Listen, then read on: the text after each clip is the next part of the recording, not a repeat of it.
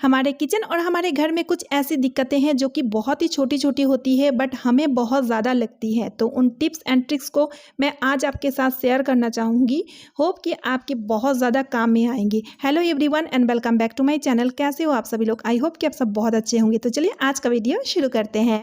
तो गाइस, घर से लेकर के किचन का सारा काम हम लेडीज़ों को करना पड़ता है, चाहे वो बर्तन धोना हो या कपड़ा धुलना हो। तो जब हम इस तरह का पानी वाला काम करते हैं तो आप देखे होंगे, अगर हम नेल्स पे नेल पेंट लगाए रहते हैं, देखिए कुछ इस तरह से जब हम नेल पेंट लगाए हुए रहते हैं ना, तो पानी वाला काम करने की वजह से ये बहुत ही जल्दी छूटने लगता है। तो जब कलर छूटने लगता है ना, तो आधा अधूरा कलर रहता है जो बहुत बेकार लगता है देखने में।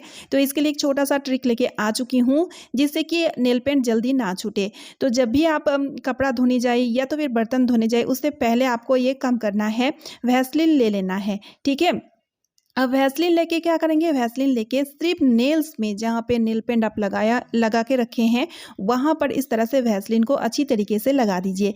इससे क्या होगा, नेल पेंट के ऊपर वैसलीन का एक लेयर बन जाएगा, जिस कारण आप जब पानी वाला काम करेंगे, चाहे वो आप बर्तन धोए या कपड़ा धोएं, तो आप देखिएगा आपका नेल पेंट जल्दी नहीं छूटेगा। बहुत ही यूज़फुल टिप है, आप ज़रूर ट्राई कीजिए। तो चलिए अब देख लेते हैं अगला टिप।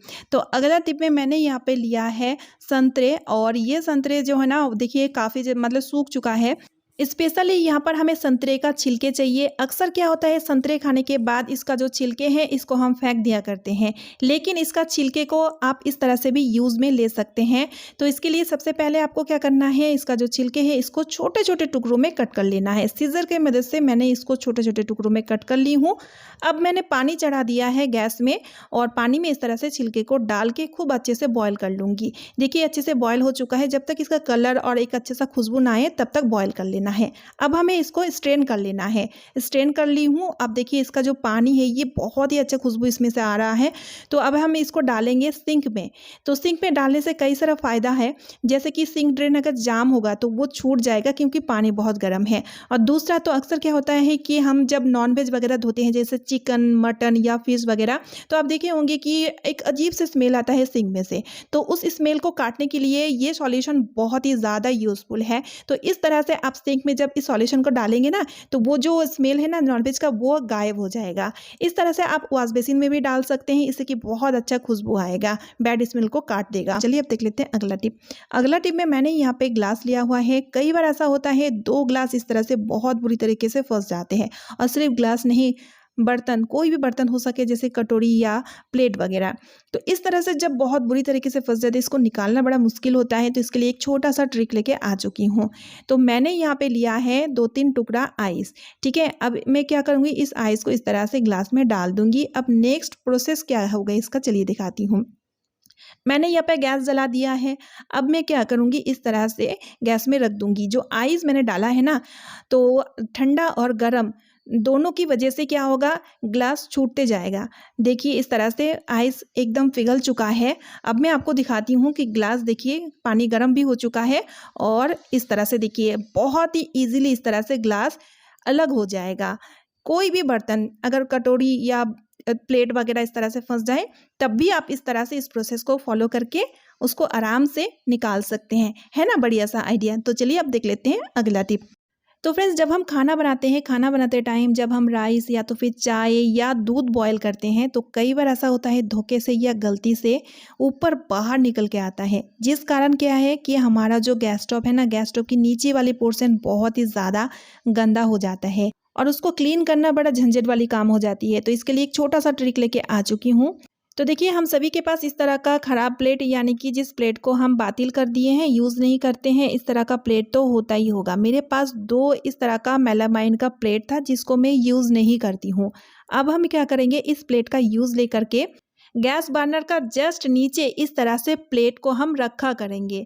तो दोनों ही प्लेट को इस तरह से रखूंगी। अगर आपके पास 3 बर्नर 4 बर्नर है तो आप 3-4 प्लेट इस तरह से रखा करें। इससे क्या होगा, देखिए अगर इस तरह से राइस या दूध अगर गलती से भी उतल के बाहर निकल के आएगा तो वो सीधा जाके देखिए प्लेट में गिरेगा, यानी कि गैस का नीचे वाली जो सरफेस है वो बिल्कुल भी गंदा नहीं होगा। जैसे कि आप देख सकते हैं राइस का जो फैन है वो प्लेट में गिरा है। अब प्लेट को आप धो लीजिएगा, तो इस सरफेस को धोने का या पोंछने का झंझट बिल्कुल ख़त्म, है ना बढ़िया सा आइडिया। तो चलिए अब देख लेते हैं अगला टिप। अगला टिप में मैं आपको एक बहुत बढ़िया सा आइडिया बताऊँगी। तो अक्सर क्या होता है जब हम पूरी या रोटी वगैरह बनाते हैं तो बच्चे बहुत नखरे करते हैं, नहीं खाते हैं, जिस कारण उनको सही पोषण नहीं मिल पाता है। तो इसके लिए एक छोटा सा ट्रिक लेके आ चुकी हूँ। हम सभी लोग चकला बेलन में पूरी बेलते हैं, लेकिन आज मैं आपको चकला बेलन में नहीं, किसी और चीज़ की सहायता से पूरी बनाना सिखाऊंगी। इसके लिए हमने लिए हैं ग्रेटर। अब आप सोच रहे होंगे कि ग्रेटर की मदद से हम पूरी कैसे बेलेंगे। तो फ्रेंड्स ध्यान से देखिए वीडियो को। देखिए ग्रेटर का जो ऊपर वाली पोर्शन है जहाँ पर डिज़ाइन बना हुआ है, वहाँ पर हमें तेल लगा के उस जगह को ग्रीस कर लेना है अच्छी तरीके से। ठीक है, अब हमने लोई काट लिए हैं और लोई को इस तरह से यहाँ पर हमें रखेंगे। रखने के बाद एक प्लेट लेंगे दबाने के लिए। प्लेट को भी मैंने ऑयल से ग्रीस कर लिया है ताकि चिपके ना। अब हम क्या करेंगे, प्लेट को इस तरह से हल्के से प्रेस करेंगे और हल्के हल्के से घुमाएंगे। तो इस तरह से घुमाने से आप देखिएगा पूरी बेल के तैयार हो जाएगा। और फ्रेंड्स इस तरह से आप फटाफट से बहुत सारा पूरी बना के तैयार कर सकते हैं, क्योंकि टाइम बिल्कुल भी नहीं लगता है अगर आप इस तरह से पूरी बनाते हो। और इसी तरह से ग्रेटर का खूबसूरत सा डिज़ाइन भी पूरी में उभर के आ जाते हैं, जो बहुत अट्रैक्टिव लगता है और जिसको देख करके बच्चे बहुत ही खुशी खुशी खा लेते हैं। खिलाने के लिए बिल्कुल भी ज़बरदस्ती या तामझाम करने की ज़रूरत नहीं पड़ती है।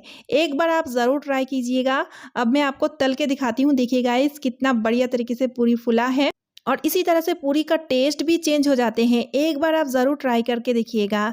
तो देखिए गाइस इतना बढ़िया तरीके से पूरी फूलता है ना। आप चाहें तो इसके अंदर कुछ सब्जी वगैरह या कुछ मज़ेदार चीज़ डाल के भी बना सकते हैं, जिससे कि इसका टेस्ट और कई गुना तक बढ़ जाएगा और देखने में भी देखिए कितना सुंदर अट्रैक्टिव लग रहा है ना बढ़िया सा आइडिया।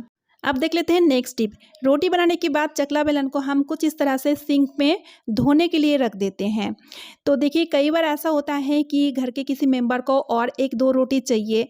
अब देखिए इस स्थिति में हम कैसे रोटी बनाएंगे, क्योंकि चकला बेलन गीला हो चुका है। अब गीला चकला बेलन में रोटी बनाना पॉसिबल नहीं है, तब बहुत ही मुश्किल में हम पड़ जाते हैं। तो इसके लिए एक छोटा सा ट्रिक आपके साथ शेयर करना चाहूँगी।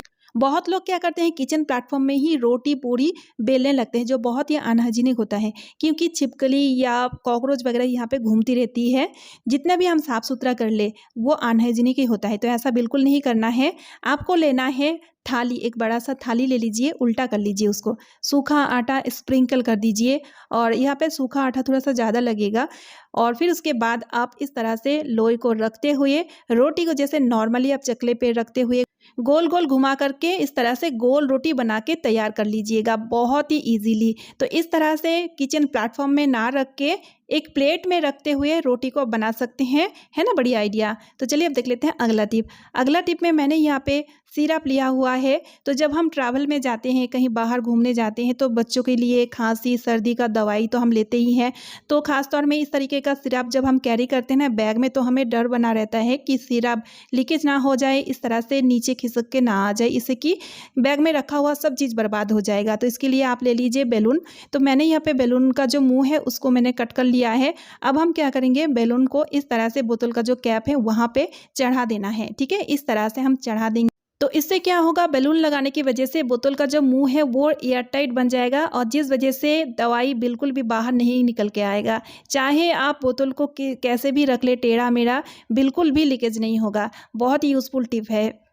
सो गाइस आज का वीडियो मैं यही पेंट कर रही हूँ। आई होप आप सभी को आज का वीडियो यूज़फुल लगा है। वीडियो यूज़फुल लगने पे वीडियो को लाइक कर दीजिएगा, ज़्यादा से ज़्यादा शेयर कर दीजिएगा। चैनल पे न्यू यानी कि पहली बार आए हैं तो चैनल को सब्सक्राइब ज़रूर कर लीजिएगा। तो चलिए फ्रेंड्स मिलती हूँ नेक्स्ट वीडियो में। Bye friends and thanks for watching.